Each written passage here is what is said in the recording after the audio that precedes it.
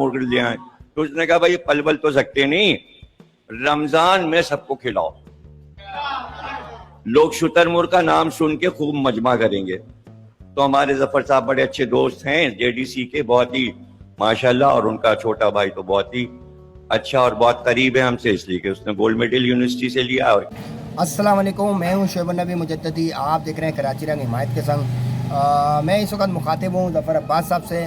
آپ نے 30,000 روپے کا شتر مرغ خرید کے 1.5 لاکھ روپے میں خرید کر کھلا دیا لوگوں کو, کوئی بات نہیں. لیکن میں صرف آپ سے اتنا پوچھنا چاہ رہا تھا کہ کیا فقہ جعفریہ کے اندر شتر مرغ جو ہے وہ حلال ہے یا حرام ہے؟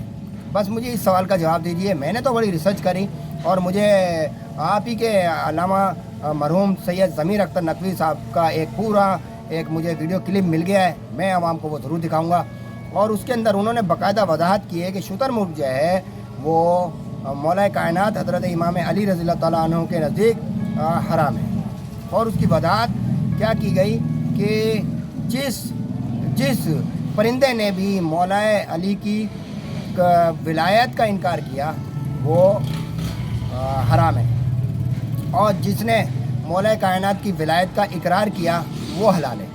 دوسری اس کے اندر انہوں نے یہ بھی وضاحت فرمائی خطاب کے اندر علامہ سید ضمیر اختر نقوی صاحب نے شتر مرغ کے حوالے سے کہ ہر وہ پرندہ جو کہ اپنے پیروں سے پنجوں سے چیزوں کو نوچ کے کھاتا ہے, پنجوں سے, وہ حرام ہے. اور ہر وہ پرندہ جو اپنی چونچ سے کھاتا ہے, چونچ سے دانہ چگتا ہے, چیزیں کرتا ہے, وہ حرام ہے, وہ حلال ہے. اور شتر مرغ جو ہے اس کے بارے میں انہوں نے کہا یوں حرام ہے کہ وہ اپنا جو فیڈ بیک ہے, جو اپنی خوراک ہے, وہ پنجوں سے لیتا ہے. تو میں ذرا اتنا یہ کہنا چاہ رہا ہوں کہ زکوٰۃ آپ کے نزدیک حرام تھی, آپ نے لوگوں سے زکوٰۃ مانگنی شروع کی, اس کے کیا حقائق تھے, اور اب شتر مرغ کے حوالے سے جو عقائد ہیں فقہ جعفریہ کے حوالے سے, اور وہ یقیناً میرے بھی ہیں, میں بھی اس کو ایگری کروں گا کیونکہ مستند علیہ ہیں تو وہ حرام ہے. تو آپ کو تو یہ بات زیادہ بہتر ہوگی کیونکہ آپ کا ایک علمی فقہی گھرانے سے تعلق ہے. تو کیا آپ کو معلوم نہیں ہے کہ یہ شتر مرغ جو ہے ہمارے امام نے جو ہے وہ منع کر دیا ہے اور حرام قرار دے دیا ہے کیونکہ وہ اپنی خوراک پنجوں سے حاصل کرتا ہے, اور آپ اس کو لوگوں کو کھلا رہے ہیں؟ تو کیا آپ اس کی وضاحت کریں گے؟ آئیے میرے ساتھ, میں آپ کو ویڈیو دکھاتا ہوں. اختلاف ہو ہی جاتا ہے. اگر امام کہہ رہے ہیں کہ شتر مرغ کا گوشت حرام ہے,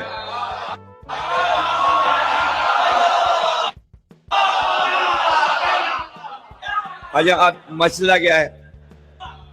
مطلب ایک آدمی کو یہ شوق ہو گیا کہ کراچی میں وہ شتر مرغ کا فارم لگا لے. اب کئی سال کے بعد بچے اتنے انڈے نکلے کہ فارم بھر گیا. ابھی تو نے پالا کیوں تھا شتر مرغ؟ شتر مرغ کا کام کیا ہے بھائی؟ وہ کوئی سڑکوں پہ بھی نہیں ٹہل سکتا, ٹریفک اتنا ہوتا ہے, یا تو زو میں رکھا جاتا ہے, وہ اڑ بھی نہیں سکتا کہ گھروں میں پالے. چھوٹے چھوٹے گھر ہیں 120 میں, بتائیے شتر مرغ رہے گا تو ہم کہاں رہیں گے؟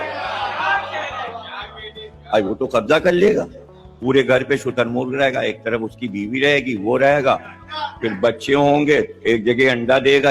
4 کمرے 3 کمرے ہوتے ہیں 120 میں, ایک میں وہ ہو گیا, ایک میں اس کی بیوی ہو گئی, ایک میں اس نے انڈے دیے, اور پھر بچے نکلے تو سارے کمرے میں اس کے بچے گھوم رہے ہیں. ہم رہیں گے کہاں؟ اگر فارم سے ایک شتر مرغ لے آئے تو اس نے کہا بھائی پل بل تو سکتے نہیں, رمضان میں سب کو کھلاؤ. لوگ شتر مرغ کا نام سن کے خوب مجمع کریں گے.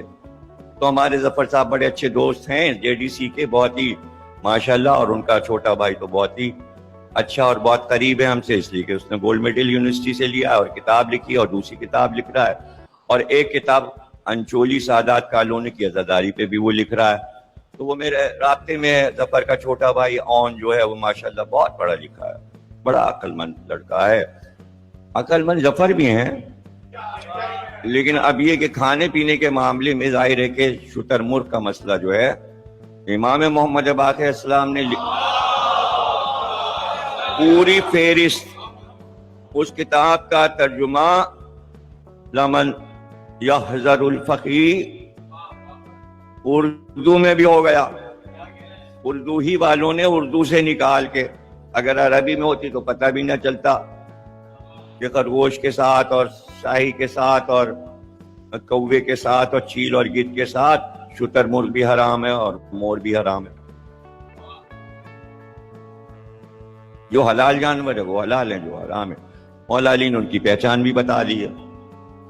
खाने में जो परिंदे अपने पंजों को इस्तेमाल करें, पंजे से नोच के खाएं, वो सब हराम है। और जो चुगते हैं, कबूतर हो गया, चिड़िया हो गई, जो अपने पंजे को रिस्ट में पंजा नहीं लगाते, वो हलाल हैं। गोया अल्लाह ने उनकी कुर्बानियों को कबूल किया इसलिए कि उन्होंने विलायत अली कबूल किया। और जो जानवर पंजे से खाते हैं परिंदे, उन्होंने विलायत अली मानी ही नहीं, इसलिए उनको हमारे पेट में जाना ही नहीं चाहिए, वरना विलायत अली पे गड़बड़ हो जाएगा। ये है मसला। तो जनाब अली मासूम ने जिसे हलाल किया वो हलाल रहेगा, और मासूम ने जिसे हराम किया वो हराम रहेगा। रसूलुल्लाह ने ये सब कुछ गदीर के खुतबे में बता दिया था कि आज से क़यामत तक जो कुछ मैंने सुना दिया है, जिसको मैंने हराम किया है वो हराम रहेगा। बिस्मिल्लाहिर्रहमानिर्रहीम। 7वीं सहरी की तैयारी जारी। अभी मेरे पास एक वीडियो आई जिसमें एक साहब को बहुत ज्यादा तकलीफ हो रही है। वो कह रहे हैं कि जी 30,000 वाला शुतुरमुर्ग 1 लाख का क्यों खरीदा, 1.5 लाख का क्यों खरीदा। दो भाई मैं कहता हूँ 30,000 वाला शुतुरमुर्ग है, 10 करोड़ रुपए का खरीदा। भाई सेठ ने खरीदा है। पहली रमजान की सहरी फला सेठ की तरफ से, दूसरी फला सेठ की तरफ से। सेठ कर रहा है जिसको खुदा ने इतना दिया है, जिसकी कोई इंतहा नहीं। वो कह रहा है कि मुझे मेरा दीन कह रहा है कि जो अपने बच्चे के लिए पसंद करो वही दूसरों के लिए पसंद करो। मेरे बच्चे ने खाई है मछली की मंदी, मेरे बच्चे ने खाई है शुतुरमुर्ग कढ़ाई, में अपने जो मेहमान आ रहे हैं वो खिलाना चाह रहा हूं, मेरी तरफ से दावत। तो मैं उस सेठ को क्यों बोलूंगा भाई आप बासी रोटी दे दो, इनको पानी में डुबोए खिला देंगे, इनको खिचड़ी खिला दो।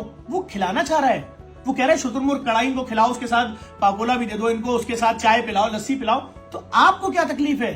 आपको क्यों बुरा लग रहा है? अगर कोई गरीब आदमी साल में, एक बात बता दो खाली, क्या ये मछली की मंदी कोई लोअर मिडिल क्लास फैमिली या मिडिल क्लास फैमिली किसी रेस्टोरेंट में खा सकती है जाके? कहां से देगी 4 आदमियों का 9,000 रुपए? भाई अगर कोई खिला रहा है, कह रहा है मेरा दीन मुझे कह रहा है जो अपने लिए पसंद करो दूसरों के लिए, आपको क्या तकलीफ है? वो 10 करोड़ रुपए का खरीदे, इससे महंगी पार्टियां वो लोग अपने घरों में कर देते हैं यार हफ्ते के दिन, लेकिन आपको तकलीफ हो रही है। झूठा प्रोपेगेंडा फैला रहे हैं, रो रहे हैं सर पकड़ के, कुछ नहीं, सारे मुल्क के इश्यूज खत्म हो गए, सिर्फ जेडीसी के खिलाफ झूठे प्रोपेगेंडे करते जाइए। मुझे पता है कौन सी सोच है आपके पीछे, ये कौन सा बुग़्ज़ है, वजह क्या है, तकलीफ क्यों हो रही है, गरीब को अच्छा खाना क्यों खिला दिया। ओ भाई माफ कर दो यार, काम करने दो।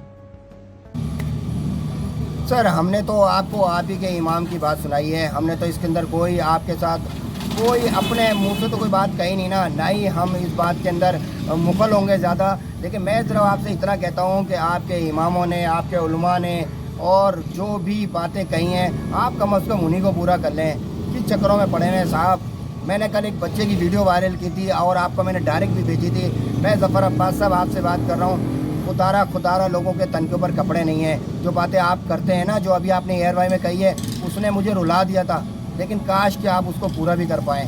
बात सिर्फ इतनी सी है कि हम शुतुरमुर्ग खिला रहे हैं, 1.5 लाख रुपए का सेट खिला रहा है। भाई सेट को बोलो 1.5 लाख रुपए में 2 मोटरसाइकिलें आ जाएंगी, 1.5 लाख में नहीं 180 में आ जाएंगी। लेकिन किसी बाइकिया वाले का रोज़गार चल जाएगा, किसी की चाबी लगा दें, किसी का फ्रूट का ठेला लगा दें, किसी के कोई फ्रेंचाइज लगा दें, किसी की कोई अपना पॉपकॉर्न लगवा दें, किसी को कोई चिप्स का ठेला लगा दें। ये सारी चीज़ें अगर कर देंगे तो ये उससे कहीं बेहतर है कि हम खाएंगे पिएंगे और अपने हाथ धोएंगे और चले जाएंगे। खुदारा मेरी बात का अगर आपको अच्छी लगी हो तो मेरी बातों के साथ आप मैच करें, उन चीज़ों को ख़त्म करें और एक पेज के ऊपर आएँ। और यही मैसेज मैं आपको नहीं दे रहा, यही मैसेज मेरा सैलानी के लिए है, यही मैसेज मेरा छिपा के लिए है, यही मैसेज मेरा हर उस इदारे के लिए है जो कि फाउंडेशन कर रहा है और लोगों को बैठ के खिला रहा है, हडराम बना रहा है, उन लोगों को खिला रहा है जो कि इसके अहल नहीं है। 90% लोग वहाँ पे रोज़ेदार नहीं होते हैं। ये बात तयशुदा है, ये फिगर तयशुदा है, इस बात से कोई इनकारी नहीं है। मैं सिर्फ अपनी बात का इसी बात से इजाज़त चाहता हूँ कि लोग इस वक्त बहुत ज़्यादा बदहाली का शिकार हैं। सफ़ेद पोश लोगों को ढूंढें, उनकी मदद करें, उनको रोज़गार दें। बांग्लादेश आप देखें कहाँ चला गया। बांग्लादेश की एक मैंने कहावत पढ़ी थी रिक्शे के पीछे कि मछली पकड़ना सिखाएं, पका के ना खिलाएं। आज बांग्लादेशी हमसे कहीं आगे चले गए। और अभी एक मेम चली थी कि अगर बांग्लादेश आज हमारा हिस्सा होता तो उसको भी 10 किलो आटा जो है फ्री में मिलना होता। ये तो है हमारे बयानात जनाब। तो बांग्लादेश इसी वजह से तरक्की कर गया कि उसने अपने लोगों को रोज़गार दिया, उसने उनको मछली पकड़ के खिलाई नहीं है, पकड़ना सिखाया है। मैं इस प्लेटफॉर्म से आपसे इजाज़त चाहता हूँ इस अपनेपन के साथ कि बहुत ख्याल रखें अपना اللہ ताला खुशो करम रखे, हमारे मुल्क पाकिस्तान खसूसी कराची के हालात के ऊपर रहम कराए। मैं हूँ शोएब नबी मुजद्ददी, आप देख रहे हैं कराची रंग हिमायत के संग। देखते रहें, हंसते रहें, मुस्कुराते रहें। अस्सलामु अलैकुम व रहमतुल्लाहि व बरकातहू।